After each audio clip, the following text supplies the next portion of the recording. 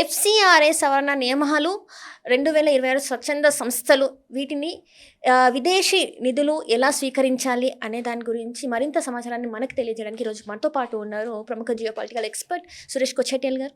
నమస్కారం సార్. నమస్కారం సార్, మనం ఎఫ్‌సిఆర్‌ఏ బిల్ గురించి అనేక సార్లు మాట్లాడుకున్నాం. అయితే ఇప్పుడు ఈ బిల్‌ని మరి పార్లమెంట్‌లో చేయడం జరిగింది. సో, దీని గురించి ఇంకా చాలా విషయాలు తెలుసుకోవాల్సిన అవసరం ఉంది సార్. ఇది ఎలా ఉండబోతుందంటారు? ఇది దీనికన్నా ముందు పోయిన సెషన్లో కూడా దీన్ని తీసుకొచ్చారు, మీకు గుర్తుంటుంది. కానీ దాన్ని అప్పుడు ప్రొసీడ్ చేయలేదు గవర్నమెంట్, ఎందుకంటే చాలా మట్టుకు దాని గురించి ఉన్న రూమర్స్ కానీ దాని గురించి తెలియకుండా చాలామంది మాట్లాడుతున్నప్పుడు గవర్నమెంట్ ఏమన్నారు, సరే కొన్ని రోజులు దాన్ని ఆగి నెక్స్ట్ సెషన్లో తీసుకొద్దామని చెప్పి తీసుకొచ్చారు. ఇప్పుడు ఈ తీసుకొచ్చిన దాంట్లో మనం చూస్తే మన వైపు నుంచి గవర్నమెంట్ వైపు నుంచి కూడా ప్రజల వైపు నుంచి కూడా దీంట్లో ఉన్న కొన్ని సందేహాలు ఉన్నాయి. దాన్ని గవర్నమెంట్ క్లియర్ చేశారు. జూన్ ఎండింగ్లో అమిత్ షా గారు bishops and cardinals, Christian cardinals, Catholic body నుంచి వాళ్ళని మీట్ చేశారు. వాళ్ళ దగ్గర మాట్లాడి వాళ్ళ దగ్గర చెప్పారు, మీరు చూడండి ఇది మీ వ్యతిరేకంగా కాదు, ఇది ఎందుకు చేస్తున్నాం అంటే దీంట్లో చాలా మటుకు ఫ్రాడ్ జరుగుతుంది, బయట నుంచి డబ్బులు వస్తుంది, ఆ డబ్బులు ఎక్కడ పోతుంది ఎవరికి తెలియదు, ఎవరు వాడుకుంటున్నారు అది కూడా తెలియదు, సో దాన్ని అరికట్టడానికి మనం చేస్తున్నా ఇదని చెప్పి చెప్పారన్నమాట. వాళ్ళు సాటిస్ఫై అయిపోయారు, వాళ్ళు హ్యాపీగా వెళ్ళారంట. వాళ్ళకి ఎక్కువ వ్యతిరేకత లేదు, కానీ కాంగ్రెస్ పార్టీకి వ్యతిరేకత ఉంది, అది ఎందుకు అర్థం కావట్లేదు. ఇప్పుడు చూడండి, మీరు 30% అమిత్ షా గారు ఆఫీస్ చెప్తున్నట్టు 30% డబ్బులు బయట నుంచి వచ్చే డబ్బులు క్రిస్టియన్ ఇన్స్టిట్యూషన్స్కి వెళ్తుంది. మిగతా 70% ఎక్కడికి వెళ్తుంది అది మనం అర్థం చేసుకోవాలి ఫస్ట్. ఓకే, సో అది ఫస్ట్ డౌట్ గవర్నమెంట్కి, ఎక్కడ డబ్బులు అయితే. ఈ చట్టం పాతది, చాలా పాత చట్టం, కానీ దాన్ని 2010లో దాన్ని ఒక అమెండ్మెంట్ తీసుకొచ్చారు మన్మోహన్ సింగ్ గవర్నమెంట్. అమెండ్మెంట్ని చాలా మటుకు కొంచెం స్ట్రిక్ట్ చేశారు, కానీ అంబిగ్యూస్ లాంగ్వేజ్ ఉండే, అంటే లాంగ్వేజ్ అటువైపు ఇటువైపు కూడా చెప్పుకోవచ్చు, అట్లాంటి లాంగ్వేజ్ ఉండే బిల్లో. సో ఇది ఎందుకు తీసుకొచ్చారంటే ఆ టైంలో మీకు గుర్తుంటుంది, కూడంకులం న్యూక్లియర్ పవర్ ప్లాంట్ వ్యతిరేకంగా పెద్ద ప్రొటెస్ట్ జరిగింది తమిళనాడులో. ఆ న్యూక్లియర్ ప్లాంట్ అక్కడ పెట్టకూడదు, రేడియేషన్ అవుతుంది, అది ఇదని చెప్పి పెద్ద గొడవ జరిగింది. చాలామంది దాన్ని బండి తగలబెట్టారు, అది చేశారు, పోలీసు వాళ్ళని కొట్టారు, అన్నీ చేసినప్పుడు ఫైరింగ్ జరిగింది, కొంచెం చనిపోయారు. గవర్నమెంట్ దాని వెనుక తర్వాత ఇన్వెస్టిగేట్ చేస్తుంది, తెలిసింది ఏంటంటే అది యుఎస్ గవర్నమెంట్ చేపించారు. ఎందుకంటే ఇది ప్రాజెక్ట్స్ కడుతున్నది రష్యన్స్ కట్టకూడదు, మేము మా దగ్గర ఉన్నాయి, మా దగ్గర నుంచి మీరు కొనుక్కోవాలని చెప్పి కాంట్రవర్సీ క్రియేట్ చేయడానికి చేసిన పని ఇది. అది వాళ్ళు ఎప్పుడు చేస్తారు, అది ఇప్పుడు ఫస్ట్ టైం కాదు. యుఎస్ గవర్నమెంట్ ఎక్కడ ఉన్నా కానీ సిఐఏ పని అదే. ప్రతి గవర్నమెంట్ దగ్గర వెళ్తే ప్రతి రీజన్లో మీకు అనిపిస్తుంది ఇట్లాంటి ప్రాజెక్ట్ వాళ్ళు చేస్తుంటారు, వ్యతిరేకిస్తారు, డబ్బులు ఇచ్చి పని చేయించుకుంటారు. ఇదే జరిగింది. చర్చికి డబ్బులు ఇచ్చారు, వాళ్ళు మనుషులు తీసుకొచ్చారు, వాళ్ళు రాళ్ళు విసిరారు, దాని తర్వాత పోలీస్ ఫైరింగ్ జరిగింది అంత. కానీ మన్మోహన్ సింగ్ గవర్నమెంట్ చాలా స్ట్రిక్ట్గా ఉండి, కాదు ఇది మేము ముందుకు తీసుకెళ్తామని చెప్పారు. అట్లనే జరిగిందన్నమాట. సో ఇప్పుడున్న పరిస్థితుల్లో దానికోసం ఆ టైంలో గవర్నమెంట్ డెసిషన్ తీసుకున్న దీన్ని మాడిఫై చేయాలని చెప్పి అమెండ్మెంట్ తీసుకొచ్చారు 2010లో. దాని తర్వాత మీకు గుర్తుంటుంది స్టెర్లైట్ ఫ్యాక్టరీ, అది కూడా తూత్తుకుడిలో తమిళనాడులో, అగైన్ వేదాంత గ్రూప్ వాళ్ళది కాపర్ ప్రాజెక్ట్, స్టెర్లైట్ కాపర్ ప్రాజెక్ట్ని దాన్ని కూడా వ్యతిరేకించారు. అది ఆల్రెడీ ఇన్ ప్రోగ్రెస్ ఉండే, కమర్షియల్ ప్రొడక్షన్ మొదలైంది. దాని తర్వాత సడన్గా అక్కడ లోకల్స్ అందరు కలిసి మాకు లోకల్ ఇక్కడ నీళ్ళు అండర్ గ్రౌండ్ నీళ్ళు అంతా ఇదైపోతుంది, పొల్యూట్ అయిపోతుంది, అట్మాస్ఫియర్ పొల్యూట్ అవుతుంది, గాలిలో ఏదో స్మెల్ వస్తుంది, అదే అని చెప్పి పెద్ద గొడవ చేసి అక్కడ కూడా పోలీస్ ఫైరింగ్ జరిగింది, కొంతమంది చనిపోయారు. దా ప్రాజెక్ట్ని తర్వాత సుప్రీంకోర్టు క్యాన్సిల్ చేశారు, ఎందుకంటే దాని లైసెన్స్ క్యాన్సిల్ చేశారు. తమిళనాడు గవర్నమెంట్ కూడా రద్దు చేశారు వాళ్ళ లైసెన్స్, పొల్యూషన్ ఉందా అది ఇదని చెప్పి. కానీ అది కాదు నిజమైన స్టోరీ, అది కాదు. అదేం జరిగిందంటే ఈ స్టెర్లైట్ కంపెనీ వాళ్ళు కాపర్ బయటికి ఎక్స్పోర్ట్ చేయడం మొదలుపెట్టారు. అప్పుడు దాకా ఇండియా ఇంపోర్ట్ చేస్తుండే కాపర్ బయట నుంచి. మన కాపర్ అంటే మనకు తెలుసు, ప్రతి దాంట్లో, ఈవెన్ ఈ మైక్లో కూడా కాపర్ ఉంటుంది. ఓకే, ప్రతి దాంట్లో మనం కాపర్ వాడుకుంటాం జీవితంలో. సో ఏదైనా మ్యానుఫ్యాక్చరింగ్ కానీ, ఎలక్ట్రానిక్స్ కానీ, వెసల్స్లో కూడా కాపర్ వెసల్స్ ఉంటుంది, అట్లాంటి చాలా మటుకు కాపర్ వాడతారు. మనం చైనా నుంచి ఇంపోర్ట్ చేస్తుండే. సో వేదాంత గ్రూప్ ఏమన్నారు, మేము ఒక ప్లాంట్ పెడతాం ఇక్కడ, బయట నుంచి రా మెటీరియల్ తెచ్చుకొని మేము ఇక్కడ తయారు చేస్తాం, we will become self sufficient అని, మనకు బయట నుంచి తీసుకురాక్కర్లేదు. సో న్యాచురలీ చైనా అప్సెట్ అయిపోయారు, ఎందుకంటే వాళ్ళ పెద్ద మార్కెట్ పోయింది ఒకటేసారి. సో వాళ్ళు ఫండింగ్ చేసి అగైన్ మన దేశంలో ఉన్న కొంత పొలిటికల్ పార్టీస్కి డబ్బులు ఇచ్చి, కమ్యూనిస్ట్ పార్టీ వాళ్ళు అట్లాంటి డబ్బులు ఇచ్చి చేపించిన ఒక పెద్ద ఉద్యమం అది. ఓకే, దాని తర్వాత అది పోయింది. ఇప్పుడు అక్కడ ఉన్న ప్రజలు ఏడుస్తున్నారు, ఎందుకంటే వాళ్ళ ఉద్యోగం పోయింది, వాళ్ళ సైడ్ బిజినెస్ పోయింది, వాళ్ళది ఏం చెప్తారు ఇండైరెక్ట్ ఎంప్లాయ్మెంట్ పోయింది, ట్రాన్స్పోర్ట్ వాళ్ళ ఉద్యోగం పోయింది, చాలామంది ఏడుస్తున్నారు. ఇప్పుడు ఏం చేయలేము. అది డెలిబరేట్గా చేపించారు. అది ఎందుకంటే చైనా పాకిస్తాన్ నుంచి రా మెటీరియల్ కొంటుండే, సో పాకిస్తాన్ కూడా ఇన్వాల్వ్మెంట్ ఉండే, అందరు కలిసి చేస్తూ ఇట్లాంటి షేడీ ఇట్లాంటి ఎన్జిఓస్ని అరికట్టడానికి గవర్నమెంట్ తీసుకొచ్చిన ఈ అమెండ్మెంట్ ఇప్పుడు అది మనం చూస్తున్నాం అనమాట. సో దీంట్లో చాలా మట్టుకు గవర్నమెంట్ తీసుకోవడానికి ఇంకా 2-3 కారణాలు ఉన్నాయి. ఒకటి ప్రాజెక్ట్ జోషువా అని చెప్పి ఒక కన్వర్షన్ ప్రాజెక్ట్ ఉంది, చాలా పెద్దది. అమెరికాలో కోట్లు వాళ్ళు కలెక్ట్ చేశారు. ఇండియాని క్రిస్టియన్ నేషన్ చేయాలి, ఇండియాలో ఉన్న వాళ్ళకి మేనర్స్ లేదు, వాళ్ళకి టాయిలెట్ ఎట్లా యూజ్ చేయాలని తెలియదు, వాళ్ళకి రోడ్డు మీద నడవడానికి ఎట్లా తెలియదు, బండి నడపడానికి మాట్లాడడానికి ఎట్లా తెలియదు, తినడానికి చేత్తో తింటారు వాళ్ళు, అది ఇదని చెప్పి వీళ్ళు పెద్ద పుకారు లేపి ప్రాజెక్ట్ జోషువా అనే ఒక ప్రాజెక్ట్ తీసుకొచ్చారు. దాంట్లో లక్షలాది మందిని కన్వర్ట్ చేశారు. తమిళనాడు కానీ, కర్ణాటక కానీ, టు లార్జ్ ఎక్స్టెంట్ ఛత్తీస్గఢ్ కానీ, ఇట్లాంటి దేశాలు, ఈవెన్ తెలంగాణ, ఆంధ్రప్రదేశ్లో కూడా. సో ప్రాజెక్ట్ జోషువా వచ్చిన తర్వాత కూడా ఇంటెలిజెన్స్ డిపార్ట్మెంట్ అందరూ దాంట్లో కూడా చెప్పారు, ఇది కూడా అమెరికన్ స్పాన్సర్డ్ ప్రాజెక్ట్. అక్కడ ఎవాంజలికల్ చాలా కోట్లు, 5,000, 10,000, 20,000 కోట్లు కలెక్ట్ చేస్తారు వాళ్ళు, చాలా పవర్ఫుల్. అక్కడ మీకు వాటికన్కి వెళ్ళక్కర్లేదు, మీరు అక్కడి నుంచే డబ్బులు తీసుకోవచ్చు అనమాట. సో అమెరికా నుంచి వచ్చే డబ్బులు ఇక్కడ చర్చిలు కడుతున్నారు. సడన్గా చూస్తే ఎక్కడెక్కడ చూసినా అక్కడ చర్చిలు వచ్చేస్తున్నాయి. మీకు తెలిసిన మీ పని మనిషి సడన్గా క్రిస్టియన్ అయిపోతుంది, వాళ్ళ పిల్లలు స్కూల్కి వెళ్ళి కాన్వెంట్ స్కూల్కి వెళ్ళడం మొదలు పెడతారు, వాళ్ళు కూడా కన్వర్ట్ అయిపోతారు. తర్వాత వాళ్ళు మాట్లాడడంలో మన గుడికి రారు, అట్లా మారిపోతారు. సో అట్లానే ఒక సెకండ్ ప్రాజెక్ట్ మొన్ననే వచ్చింది, ఒక సంవత్సరం ముందు వచ్చింది. It's called project Timothy project. Timothy ప్రాజెక్ట్లో ఏమైందంటే అమెరికాలో ఉన్న కొన్ని బ్యాంకులు, ఒకటే bank actually 5,000 debit cards issue చేయించారు. 5,000 డెబిట్ కార్డులు ఒకటే పేరు మీద, సుభాష్ కుమార్ అని పేరు మీద ఇచ్చి ఇండియాలో వీళ్ళ పాస్టర్లకి, ఫాదర్లకి, కొంతమంది చర్చ్లో ఉన్న వాళ్ళకి అందరికీ పంచిపెట్టారు, స్కూళ్ళకి అంతా. దాని నుంచి వాళ్ళకు లిమిట్ పెట్టారు. కొంతమందికి 50 లక్షలు, కొంతమందికి ₹1,00,00,000, కొంతమందికి 20 లక్షలు, కొంతమంది 2 లక్షలు, అట్లా.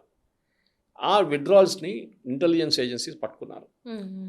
తర్వాత తెలిసింది 1000 కార్డులు ఉండే, దాని నుంచి ఆల్మోస్ట్ 110 కోట్లు వీళ్ళు విత్డ్రా చేశారు.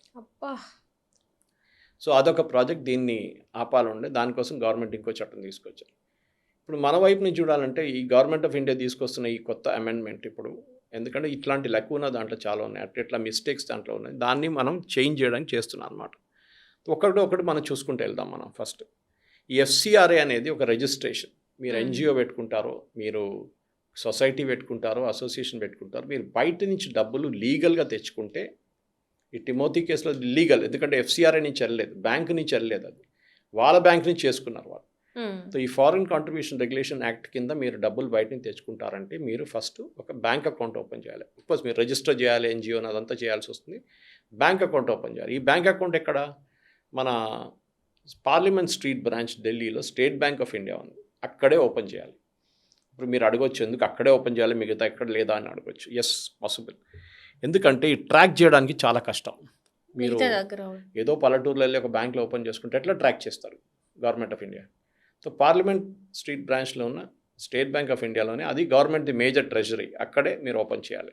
మీరు ఎక్కడి నుంచైనా ఆపరేట్ చేసుకోవచ్చు కదా, మీరు చెక్ బుక్ ఉంటే, మీరు ATM కార్డు ఉంటే మీరు ఎక్కడి నుంచైనా ఆపరేట్ చేసుకోవచ్చు.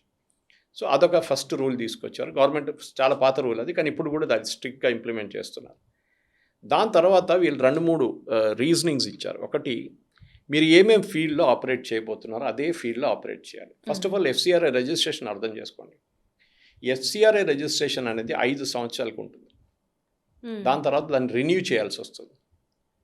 మన దేశంలో ఒక టైంలో 52,000 NGOలు ఉండేవి 2014లో మోదీ గవర్నమెంట్ వచ్చినప్పుడు. ఇప్పుడు అది 14,000కు తగ్గిపోయింది. మీరు అడగవచ్చు మిగతా వాళ్ళు ఎక్కడ వెళ్ళారని. దాంట్లో 25,000 మంది వాళ్ళ రిజిస్ట్రేషన్ క్యాన్సిల్ చేశారు. వాళ్ళు ఫ్రాడ్, అంటే వాళ్ళు డబ్బులు తీసుకుంటారు, ఏం చేయరు, ఇన్కమ్ ట్యాక్స్ ఫైల్ చేయరు, రిటర్న్ ఫైల్ చేయరు, వాళ్ళు ఆడిటెడ్ స్టేట్మెంట్స్ ఫైల్ చేయరు, ఏం చేయరు. సో వాళ్ళని తీసేశారు మొత్తం. లెటర్ పంపించిన, నోటీస్ పంపించిన వాళ్ళు రెస్పాండ్ చేయట్లేదు. ఇంకొక 15,000 మందిని వీళ్ళు ఎక్స్పైర్ అయిపోయింది వాళ్ళకి FCRA, వాళ్ళు రెన్యూ చేయలేదు. ఎవ్రీ 5 years ఒకసారి చేయాల్సింది చేయలేదు. మిగతా 14,000 మంది ఇప్పుడు మిగిలి ఉన్నారు. అంటే వీళ్ళు కరెక్ట్గా ఉన్నారంటారా సార్? ఎందుకంటే ఇప్పుడు 14,000 మంది ఉన్నారు, మరి వీళ్ళు 5 yearsకి రెన్యువల్ చేస్తున్నారా లేదా, దేనికి యూజ్ చేస్తున్నారా అనేది కూడా ముఖ్యమే కదా సార్ ఇక్కడ. దానికోసం ఈ చట్టం తీసుకొస్తున్నారు, అమెండ్మెంట్ తీసుకొస్తున్నారు. ఈ అమెండ్మెంట్లో చాలా క్లియర్గా గవర్నమెంట్ చెప్పారు, మీరు ఏం చేస్తున్నారు, రిలీజియస్, కల్చరల్, ఎడ్యుకేషనల్, మీరు అది క్లియర్గా డిఫైన్ చేయాల్సి వస్తుంది ఫీల్డ్. ఇంకోటి మీరు ఎక్కడ ఆపరేట్ చేస్తున్నారో అక్కడే ఆపరేట్ చేయాలి. ఇప్పుడు మీరు ఆంధ్రప్రదేశ్లో రిజిస్టర్ చేశారు, ఆంధ్రప్రదేశ్ మీ ఏరియా ఆఫ్ ఆపరేషన్ ఉంటుంది. మీరు ఇక్కడ రిజిస్టర్ చేసి నాగాలాండ్లో చేయడం కాదు. అప్పుడే మీకు డౌట్ రావచ్చు, ఎందుకంటే ఇక్కడ చేసి నాగాలాండ్ చేస్తే అక్కడే రిజిస్టర్ చేసుకోవచ్చు కదా అని. అదొక గేమ్ ఆడతారు వీళ్ళు. సో గవర్నమెంట్ అది చెప్పారనమాట. అది కాకుండా చాలా మటుకు చిన్న చిన్న చేంజెస్ తీసుకొస్తున్నాయి, కానీ దానికి మేజర్ ఇంప్లికేషన్స్ ఉంటుంది. ఒకటి మనం అర్థం చేసుకోవాల్సింది ఏంటంటే, ఎన్జిఓస్ కానీ వీళ్ళందరికీ ఒక purpose based and reason specific. నేను ఇప్పుడు చెప్పాను, పర్పస్ ఏంటి మీది, రీజన్ ఏంటి మీది. ఓకే, మీరు దేనికి తీసుకొస్తున్నారు, ఎక్కడ తీసుకొస్తున్నారు. ఓకే, ఇంకోటి చాలా క్లియర్గా ఈ డొనేషన్ తీసుకున్నప్పుడు ఈ బ్రాడ్ కేటగిరీస్, కల్చరల్, ఎకనామిక్, కొంతమంది అంటారు ఇక్కడ చాలా పేదోళ్ళు ఉంటారు, వాళ్ళ స్టాండర్డ్ ఆఫ్ లివింగ్ పెంచడానికి మేము చేస్తున్నాం అని చెప్తారు. Very good, no problem. Educational, religious or social. So ఈ 5 cultural, economic, educational, religious or social, ఈ 5 కేటగిరీలోనే మీరు ఆపరేట్ చేయాలి. ఓకే, నెక్స్ట్ జాగ్రఫిక్ మీకు చెప్పాను, ఏ ఏరియాలో యూస్ చేస్తున్నారు, ఎగ్జాక్ట్ స్టేట్స్ ఎక్కడ ఉన్నారు. 3 స్టేట్స్లో ఆపరేట్ చేస్తున్నారంటే 3 స్టేట్స్ చెప్పాల్సిందే, ఆర్ యూనియన్ టెరిటరీ, అది కూడా మీరు మెన్షన్ చేయాలన్నమాట. నెక్స్ట్ ఏంటంటే, ఇప్పుడు ఈ జరుగుతున్న దాంట్లో చాలా మటుకు మీరు అడిగారండి, 14,000 మంది ఉన్నారు. ఇప్పుడు వాళ్ళు నెక్స్ట్ దీనికి ఎట్లా ట్రాన్సిషన్ చేస్తారు ఈ కొత్త సిస్టమ్కి, దానికి వాళ్ళకి 1 సంవత్సరం పాటు టైం ఇస్తున్నారు. మీరు ఈ సిస్టమ్ మార్చుకొని మీరు దేంట్లో ఉన్నారు గవర్నమెంట్ని ఇన్ఫామ్ చేయండి, మీరు ఎక్కడ ఆపరేట్ చేస్తున్నారు అది కూడా ఇన్ఫామ్ చేయండి. అది కాకుండా ఇంకా చాలా ఉన్నాయి, చెప్పుకుంటూ వెళ్తాను నేను. కానీ దీంట్లో అన్నిటికంటే ఇంపార్టెంట్ ఏంటంటే, స్ట్రిక్ట్గా రిలీజియస్, ఎడ్యుకేషనల్ అండ్ కల్చరల్ దాని మీద లిమిట్స్ పెట్టారు. ఇదే జరుగుతుంది, వీళ్ళు పండుగ అని చేసుకుంటారు. ఓకే, ఏం చెప్తారు, గాడ్ ఈజ్ కమింగ్ అంటారు, ఒక పరేడ్ గ్రౌండ్ పెట్టుకుంటారు, దేవుడు వస్తున్నాడు అని చెప్పేసి. అది క్రిస్టియన్ అని చెప్పారు, యేసు వస్తున్నాడు అని చెప్పారు. ఎందుకంటే మళ్ళీ అది పరేడ్ గ్రౌండ్లో పర్మిషన్ దొరకదు మీకు. So and all good things are coming this అని చెప్పి కరెక్ట్ క్రిస్మస్ టైంలో తీసుకొస్తారు అది. ఓకే, ఇది కావాలని చేస్తారు వాళ్ళు. సో గవర్నమెంట్ క్లియర్గా చెప్పారు, మీరు దేనికి డబ్బులు తీసుకొస్తున్నారో దీని కాదు. క్రిస్టియన్ మీరు రిలీజియస్ మీటింగ్స్ మీ ద్వారా పెట్టేసుకోండి, మీరు బయటికి వచ్చి కన్వర్జన్ చేయడానికి చేయకూడదు అని చెప్పి చాలా క్లియర్గా డిఫైన్ చేశారనమాట. సో దీంట్లో ఒకటి చాలా క్లియర్గా permissible religious activities, strict ban on using foreign funds for proselytization, that is conversion. Conversion జరగకూడదు. ఓకే, ఇంకోటి non political educational activities, awareness programs నడిపిస్తారు. ఓకే, స్కూళ్ళలో కానీ కాలేజెస్లో కానీ ఈవెన్ కాలనీలో కానీ నడిపిస్తారు. కానీ అవేర్నెస్ ప్రోగ్రాంలో వీరు మెల్లగా తిప్పుకొని యేసుని తీసుకొస్తారు, అది నడవదు ఇప్పుడు. Okay, very clear about it. So government అన్ని కోణాల నుంచి వీళ్ళు టైట్ చేసేస్తున్నారు వీళ్ళని. అది కాకుండా మీరు ఇప్పుడు ఈ పొన్న జరిగిన ప్రొటెస్ట్ లాగానే దాంట్లో పొలిటికల్ తీసుకురాకూడదు. మోదీ వ్యతిరేకంగా మాట్లాడడము, రామ్ మందిర్ వ్యతిరేకంగా మాట్లాడడము, లేకుంటే వీళ్ళు ఇండియా వీళ్ళకి తెలియదు ఎట్లా బిహేవ్ చేయాలి, హిందూస్కి ఏం తెలియదు. ఓకే, మా దేవుడిని చూడండి ఎంత మంచి దేవుడు, మాకు ఒకడే దేవుడు ఉన్నాడు, వాళ్ళకి 30 కోటి దేవుళ్ళు ఉన్నారని. 30 కోటి కాదు, యాక్చువల్ 3 కోట్లు కాదు, దానికి ఒక కొనటేషన్ ఉంది. కానీ ఇంతో దేవుళ్ళు ఉన్నారు మనకి, కరెక్ట్, హిందూ పెంథియోన్లో చాలా దేవుళ్ళు ఉన్నారు, దేవీలు ఉన్నారు. సో అదొక లైన్ యూజ్ చేస్తారు వాళ్ళు. ఇంకోటి ఏంటంటే, చాలా మటుకు వీళ్ళు tight financial control and asset. Okay, FCRA registration చేయాలంటే మీరు మీ దగ్గర రిజిస్ట్రేషన్ రిన్యూ చేయాలంటే మీరు ఇప్పుడు మీకు వచ్చిన డబ్బుల్లో అట్లీస్ట్ మీరు 10 లక్షల రూపాయలు వాడాలి. ఏం వాడకుండా మళ్ళీ రిన్యూ చేయకూడదు. మీరు ఆ డబ్బులు దేనికి వాడాలి, దానికి వచ్చింది వాడుకోండి. మీరు ఎందుకు పెట్టుకున్నారు బ్యాంక్లో, అదొక క్వశ్చన్ వస్తుంది లాస్ట్ 2 ఫైనాన్షియల్ ఇయర్స్లో. అది కాకుండా ఇన్స్టాల్మెంట్ రెస్ట్రిక్షన్స్, వీళ్ళు ఏం చేస్తారంటే, సరే వీళ్ళు చర్చ్ కోసం అని చెప్పి ఒక 30 కోట్లు తెచ్చుకుంటారు బయట నుంచి డొనేషన్, FCRA కింద ఏదో అమెరికన్ చర్చ్ వాళ్ళు పంపిస్తారు. వీళ్ళు 10 కోట్లు కూడా వాడరు, 5 కోట్లు కూడా వాడరు. ఓకే, వాడిన తర్వాత ఏం చేస్తారు, 5 కోట్ల 10 కోట్లు వాడి చర్చ్కి ఇంకా చాలా పని మిగిలి ఉందని చెప్పి ఇంకొక 50 కోట్లు తెచ్చుకుంటారు. గవర్నమెంట్ ఏం చెప్తున్నారు, ఇదొక ట్రిక్ మాకు తెలుసు, మీరు పని చేయండి, 75% మీరు తెచ్చుకున్న డబ్బుని ముందు యూటిలైజ్ చేయండి, దాని తర్వాతనే కొత్త అమౌంట్ అడగండి, దాని ముందు అడగకూడదు. ఇదొక రెస్ట్రిక్షన్ తీసుకొచ్చారు వాళ్ళు. ఇది కాకుండా ఇంకా చాలా మటుకు ఉంది గవర్నమెంట్ తీసుకొచ్చిన అసెట్ ఒకటి, ఇది ఇక్కడే మొత్తం గొడవ నడుస్తుంది. ఓకే, ఈ asset supervision and designated authority అని ఉంది. ఇప్పుడు ఏమవుతుందంటే, వీళ్ళ ట్రిక్ ఒకటి ఉంది. ఇప్పుడు మీరు ఒక NGO నడుపుతున్నారు, మీరు ఒక 20 కోట్లు తెచ్చుకున్నారు, ఒక స్కూల్ కట్టేసుకున్నారు, స్కూల్లో చదువు చెప్పడానికి పేద పిల్లల కోసం స్కూల్ కట్టానని చెప్తారు, కానీ ఫీజు తీసుకుంటారు బాగానే. ఇది అయిన తర్వాత 5 సంవత్సరాల తర్వాత స్కూల్ పక్కన ఒక ఇల్లు కట్టుకుంటారు, ప్రిన్సిపల్ గారికి ఉన్న ఇల్లు అంటారు, మీరు అదాన్ని అంటే 2 కార్లు తీసుకుంటారు, 5 బస్సులు తీసుకుంటారు. 5 సంవత్సరాల తర్వాత మీరు రిజిస్టర్ చేయరు, రెన్యూ చేయరు, ల్యాప్స్ అయిపోతుంది. గవర్నమెంట్ రాడార్ నుంచి మీరు బయటికి వెళ్ళిపోతారు సడన్గా. అప్పుడు ఈ స్కూల్ ఎక్కడ పోయిందండి? Where has the school gone? School has not gone. School వీళ్ళ దగ్గరే ఉంది. కావాలంటే వాడు స్కూల్ అమ్మేసుకుంటాడు కూడా, కార్లు అమ్మేసుకుంటాడు, బస్సులు అమ్మేసుకుంటాడు, అన్నీ చేస్తారు. గవర్నమెంట్ ఏమన్నారంటే అట్లాంటి ప్రాసెస్లో అది ఏదైనా ఉండొచ్చు, స్కూల్ కాకుండా ఏదైనా మీరు ఏ ప్రాజెక్ట్ తీసుకొచ్చారో మీరు 5 సంవత్సరాలు మీరు రిన్యూ చేయకపోతే ఆ అసెట్స్ ఉంటుంది చూడండి, మీరు ఆ డబ్బులు తీసుకొచ్చి మీరు పెట్టినది అది ఒక డెసిగ్నేటెడ్ అథారిటీకి వెళ్ళిపోతుంది మీ దగ్గర నుంచి. వీళ్ళది అక్కడే ఏడిపోయింది. ఇది పెద్ద ఒక బిజినెస్. ఇది ఎన్జిఓ పెడతారు, బయట నుంచి డబ్బులు తెచ్చుకుంటారు, ఒక ఏం చెప్తారు పెద్ద బిల్డింగ్లు కట్టుకుంటారు, పెద్ద ఒక స్కూల్ కట్టుకుంటారు, దాని తర్వాత బంద్ కనిపించాడు. కానీ స్కూల్ అంతా వీళ్ళ పేరు మీద ఉంటుంది, లేకుంటే ఆ స్కూలే అమ్మేస్తాడు. గవర్నమెంట్ అన్న సారీ, మీరు దేనికి తెచ్చుకున్నారో వాళ్ళ పేరు మీద ఉండాలి. మీరు ఇప్పుడు ఎక్స్పైర్ అయిపోయింది, ఇప్పుడు మీరు బిజినెస్లో లేరు కదా, మీరు నడిపించట్లేదు కదా, అది గవర్నమెంట్కి వచ్చేస్తుంది. ఇది చర్చ్ వాళ్ళ దగ్గర నుంచి వస్తున్న మేజర్ అబ్జెక్షన్ దీని గురించి. ఎందుకంటే వాళ్ళు అంటున్నారు, ఓ గవర్నమెంట్ తీసుకెళ్ళిపోతారు మా చర్చ్ని, గవర్నమెంట్ తీసుకెళ్ళిపోతారు మా స్కూల్ని. మీరు మళ్ళీ మీ ఎన్జిఓ ల్యాబ్స్ ఎందుకు అయిందండి? ఇది చర్చ్ వాళ్ళకి ప్రాబ్లం లేదు, ఎందుకంటే గవర్నమెంట్ చెప్పారు చూడండి 30% చర్చ్కి వస్తుంది, 70% మిగతా ఇస్లామిక్ ఆర్గనైజేషన్ వాళ్ళకి వెళ్తుంది. అది కూడా గవర్నమెంట్కి తెలుసు, అది పెద్ద స్టోరీ ఇంకోటి. కానీ 30%లో ఒక 20-30% ఫ్రాడ్ ఉన్నారు. సో వాళ్ళని అరికట్టాల్సింది, వాళ్ళని గవర్నమెంట్ ట్యాకిల్ చేయాల్సింది అనమాట. ఇది ఇప్పుడున్న గవర్నమెంట్ దగ్గర ఉన్న పెద్ద ఒక స్టోరీ. దాన్ని గవర్నమెంట్ ఇప్పుడు ఈ మండే రోజు, ట్యూస్డే మండే అంటున్నారు, ఇప్పుడు అమిత్ షా గారు ఇంట్రొడ్యూస్ చేయబోతుంది. మనకు ఆ బిల్ మొత్తం డీటెయిల్స్ తెలియదు, ఎందుకంటే పార్లమెంట్లో ప్లేస్ చేసేదాకా మనకు బిల్లు డీటెయిల్స్ ఐడియా ఉండదు. మోర్ ఆర్ లెస్ ఇది ఉందని చెప్పేసి గవర్నమెంట్ బయట నుంచి చెప్పుకుంటున్నారు. ఈ క్రిస్టియన్ ఇన్స్టిట్యూషన్స్ని మీట్ అయ్యారు, చాలామంది మైనారిటీస్ వచ్చి కలిశారు అమిత్ షా గారిని. ఆయన చెప్పినప్పుడు ఈ మాటలంతా బయటకు వచ్చింది అనమాట, ఇట్లా దీంట్లో ఇదన్నీ ఉన్నాయని చెప్పేసి. ఓకే, ఇది కాకుండా ఇంకా కొన్ని రెస్ట్రిక్షన్ కూడా గవర్నమెంట్ తీసుకొచ్చారు. ఫర్ ఎగ్జాంపుల్, మీరు ఒక ఎన్జిఓ నడుపుతున్నారు, మీరేం చేస్తారు, ఒక ఛానల్ పెట్టేసుకుంటారు. కేరళలో ఉంది ఇది న్యూస్ ఛానల్, వాళ్ళదే న్యూస్ ఛానల్. ఓకే, వాళ్ళదే న్యూస్ పేపర్ దీపికా, చర్చ్ వాళ్ళ పేపర్ అది. అది కాకుండా మ్యాగజైన్ స్పాన్సర్ చేస్తారు, వెబ్సైట్ పెట్టుకుంటారు, సోషల్ మీడియా పెట్టుకుంటారు. ఈ డబ్బులన్నీ బయట నుంచి వచ్చింది దీనికోసం కాదు, కానీ దీనికి వాడుకుంటారు. ఏమనంటే ప్రొపగేట్ చేస్తున్నాం మా రిలీజియన్, మా దేవుని గురించి చెప్పుకుంటున్నాం మేము. ఓకే, గవర్నమెంట్ అన్నారు. కానీ ఇక్కడ ఒకటి నేను చెప్పాలి సార్, ఎందుకంటే మనం చిన్నప్పుడు చూసేవాళ్ళం, పొద్దున్న లేచేసరికి ఒక ఛానల్స్లలో ఇవన్నీ వచ్చేటివి, ఇవి దేవుళ్ళ గురించి చెప్పేవాళ్ళం. నేను ఆశ్చర్యపోయేదాన్ని, అసలు ఏంటి ఎలా జరుగుతుంది, మనది దానికి ఇట్లాంటివన్నీ ఉండవు, కానీ వాళ్ళ వాటికి మాత్రం చాలా వరకు ఒక టైం, అంటే అన్నీ కూడా పద్ధతి ప్రకారం వెళ్ళేది. ఎలా జరుగుతుందని అనుకున్నదాన్ని, కానీ దానికి కారణం ఇదంటారా? అయితే ఈ రోజు ఇన్ని సంవత్సరాల తర్వాత ఇప్పుడు బయటకు వచ్చిందంటారు. ఇది వాళ్ళ ట్రిక్ అనమాట వాళ్ళు. ఓకే, సో ఛానల్లో మీరు ఫర్ ఎగ్జాంపుల్ మీరు 3 కోట్లు మీకు ఖర్చు ఛానల్ ప్రతి నెల, లేకుంటే 1 కోటి రూపాయలు అని పెట్టుకుందాం శాలరీ, అది ఇది అంటే వీరేం చూపిస్తారు, 5 కోట్లని చూపిస్తారు. ఓకే, ఒక ఇల్లు ఉంది, అద్దెకి తీసుకున్నాం, దానికి రెంట్ 50,000 అంటే వీళ్ళు దాన్ని 1,50,000 అని చూపిస్తారు.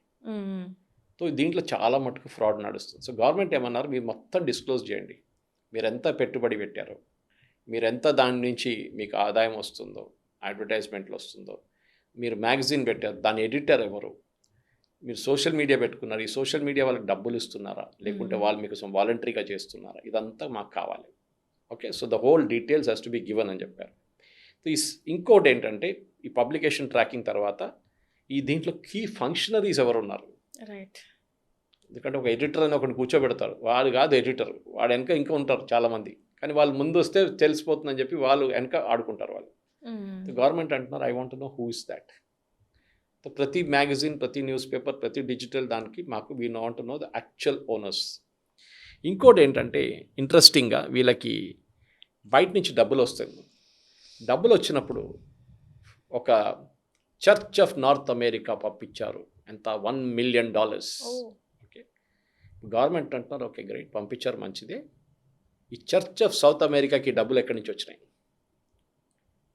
ఓకే, వాళ్ళు అంటారు మా సపోర్టర్స్ పంపించారు. కరెక్ట్, నో ప్రాబ్లం, వాళ్ళు పంపించిన చిన్న చిన్న అమౌంట్లు ఉంటాయి. మాకు చెప్పండి, మీరు ఒక $100,000 కన్నా ఎక్కువ ఎవరు పంపించారు మీకు?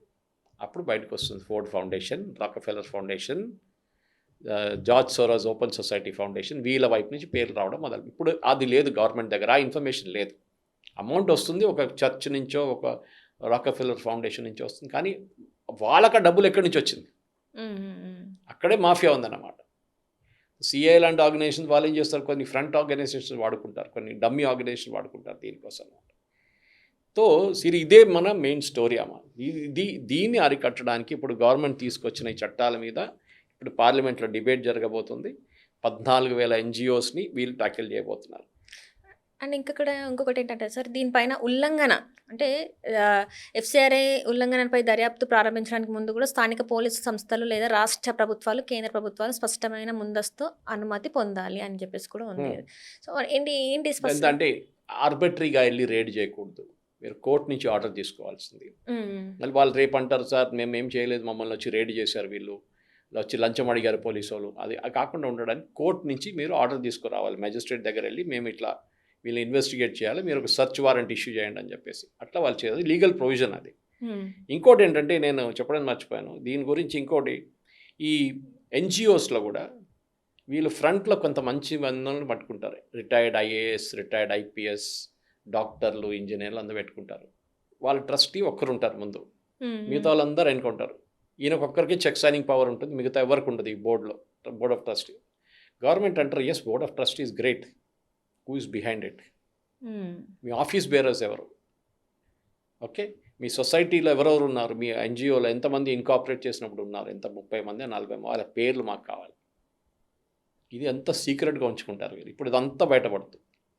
సో మనం అర్థం చేసుకోవాల్సింది ఏంటంటే బియాండ్ ఆఫీస్ బేరర్స్ ఎవరున్నారు, బియాండ్ డైరెక్టర్స్ ఎవరున్నారు, గవర్నమెంట్ ఈ డీటెయిల్స్ అడుగుతున్నారు. మనం డిజిటల్ డిస్క్లోజర్స్ గురించి మాట్లాడాం మనం, that is no issue regarding it. చాలా మటుకు గవర్నమెంట్కి భయం ఏంటంటే కన్వర్జన్లోనే ఈ డబ్బులంతా వాడుకుంటున్నారు వీళ్ళు. రీసెంట్లీ సుప్రీంకోర్టు ఒక జడ్జ్మెంట్ వచ్చింది దట్ ఇఫ్ యూ కన్వర్ట్ మీకు ఎస్సీ స్టేటస్ పోతుంది. వీళ్ళు చాలామందిని ఈ షెడ్యూల్ కాస్ట్ కమ్యూనిటీ నుంచి టార్గెట్ చేస్తుండే. అదే టైంలో షెడ్యూల్ ట్రైబ్ కూడా, దానికోసం మీకు ఛత్తీస్గఢ్లో మీకు కనిపిస్తుంది చాలా డబ్బులు ఛత్తీస్గఢ్కి వెళ్తుంది. లాస్ట్ ఇయర్ అమిత్ షా గారు ఏప్రిల్ 30 ఈ సంవత్సరం క్లోజ్ చేసేస్తాను లెఫ్ట్ వింగ్ ఎక్స్ట్రీమిజం అంటే నెక్సలిజం అనగానే ఛత్తీస్గఢ్లో కోట్ల రూపాయలు పోయి పడ్డాయి సడన్గా లాస్ట్ డిసెంబర్ నుంచి. ఇప్పుడు గవర్నమెంట్ డౌట్ వచ్చింది, అక్కడ ఉన్న కొన్ని ఎన్జిఓస్కి ఇట్లా వస్తుంది, ఎందుకు వస్తుంది ఇంత కోట్ల రూపాయలు అక్కడ? వీళ్ళు నెక్సలిజంని మళ్ళీ పెంచుకొని ముందుకు తీసుకెళ్ళడానికి తీసుకొచ్చిన డబ్బులు అది గవర్నమెంట్ ట్రాక్ చేశారు, ఎవరికి వచ్చింది, ఏం చేస్తున్నారు ఆ డబ్బులు. బ్యాంక్లోనే ఉండేది, విత్డ్రా చేయట్లేదు, వాళ్ళకి భయం, విత్డ్రా చేయగానే గవర్నమెంట్ పట్టుకుంటారు. మేము పేదోళ్ళ కోసం తెచ్చుకున్నాం, మేము అక్కడ ఒక క్లినిక్ పెట్టుకోవడానికి తెచ్చుకున్నాం, చిన్న హాస్పిటల్ కానీ కట్టట్లేదు వాళ్ళు. They want to give it the Naxalites, కానీ అది చేయలేకపోయారు. నెక్సలిజం దాని తర్వాత మీకు తెలిసిందే, గవర్నమెంట్ వాళ్ళ వెంటబడి మొత్తం పని చేయించారు, వాళ్ళ షాప్ అంతా పని చేయించారు. ఇంకోటి ఈ అసెట్ సూపర్విజన్ గురించి మాట్లాడాం మనం, ఇన్స్టాల్మెంట్ రెస్ట్రిక్షన్ గురించి మాట్లాడాం, పబ్లికేషన్ ట్రాకింగ్ గురించి మాట్లాడాం మనం, రేషనలైజ్ పెనల్టీస్ గురించి మాట్లాడాం. రేషనలైజ్ పెనల్టీస్ అంటే మీరు ఒక ఫ్రాడ్ చేశారు, ఓకే 5 కోట్ల ఫ్రాడ్ చేశారు. దీనికన్నా ముందు లా చాలా లీనియంట్ ఉండే అసలు. దానికి ఏంగైతే ఫ్రాడ్ చేశారు సరే మీకు ఒక 5 సంవత్సరాలు శిక్ష, కానీ మళ్ళీ మీరు స్టే ఆర్డర్ చేసుకుంటారు, అది నడుస్తూనే ఉంటుంది. ఇప్పుడు గవర్నమెంట్ అంటున్నారు అప్ ఫ్రంట్ మిమ్మల్ని పట్టుకోగానే 30% మీరు ఫ్రాడ్ చేసిన అమౌంట్ది 30% మేము పెనల్టీగా పెడతాం. అది కాకుండా పనిష్మెంట్ తగ్గించేస్తాం, ఒక 5 సంవత్సరాలు జైల్లో పడక్కర్లేదు, 1 సంవత్సరం చాలు, కానీ డబ్బులు ఉంది కదా 30%, అది మేము పట్టుకుంటాం గవర్నమెంట్ అనమాట. So that's called rationalization. So ఇంప్రెషన్మెంట్ 5 years నుంచి 1 year చేసేసారు. అల్టిమేట్ డోనర్స్ గురించి మనం మాట్లాడాలి. ఇదన్నీ చూసుకుంటే సరి మెయిన్గా అంటే గవర్నమెంట్ ఏమేంటంటే ఈ ఎఫ్సిఆర్ఏని మిస్యూజ్ చేసిన వాళ్ళని పట్టుకోవాలి. For example maximum donations last financial ఇయర్లో వచ్చింది కర్ణాటక, ఛత్తీస్గఢ్ అండ్ వెస్ట్ బెంగాల్. కర్ణాటక కూడా ఉందా సార్? కర్ణాటక కూడా ఉంది, అస్సాం కూడా.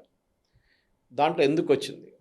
వెస్ట్ బెంగాల్ మనం అర్థం చేసుకోవచ్చు. వెస్ట్ బెంగాల్ నుంచి డబ్బులు బంగ్లాదేశ్కి వెళ్ళింది. అంటే మనం అక్కడ గొడవ చేపిస్తున్నామా? కాదు, అక్కడున్న జమైతా ఇస్లామీకి వెళ్ళింది అది. And it is not Christian money, it is Islamic money. అది ఇంకో ప్రాబ్లం. మీకు గుర్తుంటుంది జకీర్ నాయక్ క్యారెక్టర్ ఉన్నాడు మన దగ్గర, టెర్రరిస్ట్, ఇప్పుడు మలేషియాలో ఎక్కడో దాచుకున్నాడు. ముందు టెలివిజన్ ఛానల్ అని పెట్టుకొని యంగ్స్టర్స్ని ప్రొవోక్ చేస్తుండే. ఈ జాకీర్ నాయక్ కాంగ్రెస్ పార్టీకి వాళ్ళు పరిపాలిస్తున్న టైంలో 50 లక్షలు ఇచ్చాడు ఒఫీషియల్గా. కాంగ్రెస్ పార్టీ అది కాంగ్రెస్ కూడా అంగీకరించారు. వాళ్ళకి మాకు తెలియదు ఈయనంత టెర్రరిస్ట్ అని చెప్పేసి, దానికోసం మేము రిటర్న్ చేస్తున్నాం అని చెప్పి చెక్ వేసి ఇచ్చేశారు వాళ్ళు. ఇది చెక్ ఎన్కాష్ అయిందో లేదో మనకు తెలియదు. So but they did it. So మనం ఇప్పుడు అర్థం చేసుకోవాల్సింది ఏంటంటే మెయిన్గా గవర్నమెంట్ ఇది తీసుకొస్తున్న దానికి ఎక్కడెక్కడ లూప్ హోల్స్ ఉంది, ఆ లూప్ హోల్స్ అన్నీ బంద్ చేపిస్తున్నారు. ఎందుకంటే ఈ మనీ ఇల్లీగల్గా వచ్చి మన దేశ వ్యతిరేక యాక్టివిటీస్లో వాడుకుంటున్నారు. టెర్రరిస్ట్ యాక్టివిటీస్ వాడుకుంటున్నారు, అది కాకుండా ఈ రిలీజియస్ కన్వర్షన్కి వాడుకుంటున్నారు, ఇట్లాంటివి కావాలని చెప్పి రైట్స్ క్రియడానికి వాడుకుంటున్నారు. ఇదంతా చేస్తున్నారని చెప్పి గవర్నమెంట్కి చాలా క్లియర్గా తెలుసు. దానికోసం ఏ లూప్ హోల్స్ ఎక్కడ ఉందో అంతా క్లోజ్ చేసేస్తున్నారు వాళ్ళు. బహుశా ఈ చట్టం వచ్చిన తర్వాత అన్నీ పర్ఫెక్ట్ ఉందంటే కాదు, అప్పుడు కూడా ఏదైనా ఉంటుంది, అప్పుడు మనం చూసుకుందాం. కానీ అట్లీస్ట్ ఇది ఇప్పుడు వస్తుంది. 2010లో లాస్ట్ వచ్చింది అమెండ్మెంట్. మన 16 సంవత్సరాల తర్వాత అమెండ్ చేస్తున్నాం మళ్ళీ దీన్ని. అండ్ దీంట్లో గవర్నమెంట్ చాలా క్లియర్గా స్టడీ చేసి ఎక్కడెక్కడ వీళ్ళు లూప్ హోల్స్ యూస్ చేశారో ఆ లూప్ హోల్స్ అన్నీ క్లోజ్ చేస్తున్నారు. బహుశా చూడండి సార్, నేను రాసిస్తాను మీకు, 14,000 ఉన్న ఎన్జిఓలు ఇంకొక 5 సంవత్సరాల లోపల ఒక 5,000గా తగ్గిపోతారు. ఎందుకంటే ఇదంతా ఫాలో చేయాలంటే వాళ్ళకి తెలిసిపోతుంది, ఇప్పుడు మమ్మల్ని వీళ్ళు పట్టుకుంటారు, జైల్లో వేసేస్తారు, ఫైన్ వేస్తారు, వద్దురా బాబు ఇదంతా ఎందుకు అని చెప్పి. ఎందుకంటే కొంతమంది దీని మీదే బతుకుతారు, వాళ్ళకి పని ఏముండదు, ఫ్యాన్సీ కార్లో తిరుగుతారు. ఏమనంటే this is for society for poor children feeding అంటారు. అది ఏం పువరో ఎక్కడ ఫీడో ఏముండదు, వీళ్ళు మంచిగా తింటారు బిర్యానీలు. ఓకే, వీళ్ళ లైఫ్ స్టైల్ చాలా లగ్జూరియస్ ఉంటుంది. ఏంటంటే రిపోర్ట్ పంపించాలి యూఎస్కి, మేము ఇంతమందిని కన్వర్ట్ చేశాము, 5,000 మందిని కన్వర్ట్ చేశాము.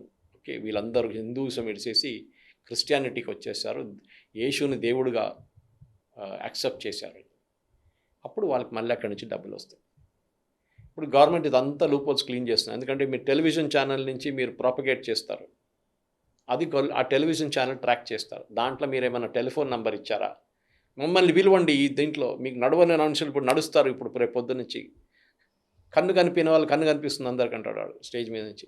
మన మలయాళంలో ఒక సినిమా వచ్చింది, అది ట్రాన్స్ మన ఫహద్ ఫాసిల్.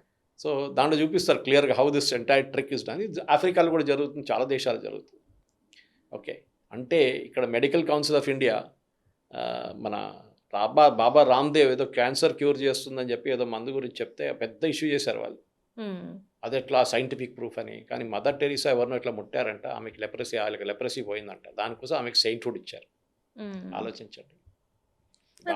మదర్ తెరీసా కూడా చాలా అక్కడ బెంగాల్లో పేరు మార్పిడి కావచ్చు, మత మార్పిడి కావచ్చు, అంటే చాలా వరకు చేసింది మదర్ తెరీసా వల్ల అయింది ఇదంతా అని చెప్పేసి. మొన్న మార్కో రూబియో డైరెక్ట్లీ కల్కటాకి వచ్చారు, యుఎస్ సెక్రటరీ ఆఫ్ స్టేట్. ఢిల్లీకి వచ్చే ముందు కల్కటాకి వెళ్ళారు. And Mother Teresa missionaries of చారిటీకి వెళ్ళారు. మిషనరీస్ ఆఫ్ చారిటీ కింద 400 ఎన్జిఓస్ ఉన్నాయి. సో మీకు అర్థం చేసుకోవచ్చు. ఆమె గురించి రాసిన పుస్తకాలు, ఫారినర్స్ రాసిన పుస్తకాలు ఉన్నాయి with the proof that there is massive conversion happening. కన్వర్జన్సే కాదు, ఇంకా చాలా అంటే ఏంటంటే మెడికల్ మాఫియా కూడా చాలా వరకు జరిగింది. నేను ఎగ్జాంపుల్ ఒకటి ఇచ్చాను మీకు. సెయింట్హుడ్ ఇవ్వడానికి, సెయింట్ మదర్ టెరీసా అని పిలవడానికి ప్రూఫ్ ఇవ్వాల్సి వస్తుంది వాటికన్. ఏదో మిరకల్స్ చేశారు ఆమె అని చెప్పేసి. ఓకే, ఎవరినో ముట్టారు, వాళ్ళది మాట్లాడడం మొదలు పెట్టేశారు. సో ఈమెకి ప్రూఫ్ ఇచ్చింది, చర్చ్ వాళ్ళు ఇచ్చిన ప్రూఫ్ ఏంటంటే ఈమె ఎవరు లెప్రసీ పేషెంట్ టచ్ చేశారంటే లెప్రసీ పోయిందంట. మీరు అదే ఒక బాబా రామ్దేవ్ చేసినప్పుడు క్యాన్సర్ కోసం ఒక మెడిసిన్ ఉంది నా దగ్గర, ఆయుర్వేదిక్ మెడిసిన్, అదే ఇట్లా నడుస్తుంది, హౌ ఇస్ ఇట్ పాసిబుల్, దాంట్లో FDA చెక్ ఉందా, దానికి మీరు ఎక్కడ ప్రూఫ్ చేసుకున్నారు, మీరు గవర్నమెంట్ పర్మిషన్ తీసుకున్నారా, మీరు టెస్ట్ చేశారా, అది ఇదని చెప్పి ఆయన వెంటబడ్డారు. బట్ మదర్ టెరీసా కేసు వచ్చినప్పుడు సైలెంట్ అయిపోయారు. సో డోంట్ వరీ, ఇప్పుడు ఈ చట్టం రాగానే ఇంకొక వారం తర్వాత మనం కూర్చొని డీటెయిల్గా దీని గురించి పార్లమెంట్లో ప్రవేశపెట్టిన బిల్లుని గురించి మనం డిబేట్ చేయొచ్చు. Right sir, right, thank you very much.